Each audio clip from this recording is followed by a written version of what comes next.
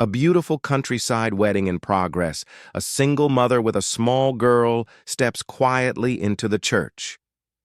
What happens when a struggling single mother walks into a church, just hoping to witness a wedding, but ends up being shamed and thrown out in front of everyone?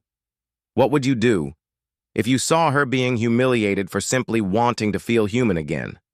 This is a story about judgment, compassion, and a moment that changed an entire town. Where stories remind us of the power of compassion, courage, and human decency. Make sure to like. It was the perfect day for a wedding. Laughter, music, and happiness filled the little white chapel. But outside, a woman stood hesitantly. Her name was Emily, a single mother who had once been part of that very church, before life turned against her. Visual: Emily in worn clothes, holding her 5-year-old daughter's hand. The child's eyes, full of hope. Emily didn't want to crash the wedding. She just wanted to watch from the back, to show her daughter what love looks like.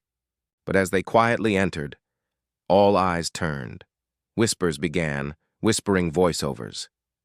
Why is she here? She has no place here anymore. Look at her dress. This is a wedding, not a shelter. An usher walked over. Then, coldly, he asked her to leave. Emily's eyes widen in disbelief. Her daughter clings to her. Emily's cheeks burned. She tried to explain. We'll just sit in the back. We won't disturb anyone. But the usher insisted. The bride's mother came forward too, loud enough for everyone to hear. You should be ashamed. This is a sacred event. Tears welled in the little girl's eyes as her mother turned, humiliated, and walked back down the aisle. Outside, Emily broke down. She hadn't come for charity. She had come for beauty, for dignity. But she'd forgotten. In some places, appearances matter more than hearts. A sleek black car pulls up. A tall man in a navy blue suit steps out, watching Emily. But not everyone in that church was blind. Michael Stone had been sitting quietly in the back pew, a millionaire businessman known for his silence more than his presence. He had watched it all, and something broke inside him. Without a word, Michael walked out. He approached Emily, looked her daughter in the eyes, and said gently, Would you come back in, as my guests?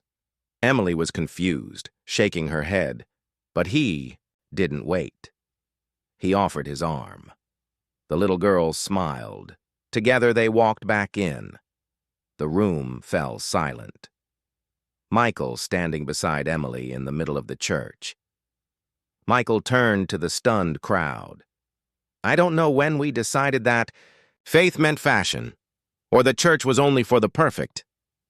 This woman came here today to feel hope, and you turned her away. But I will not.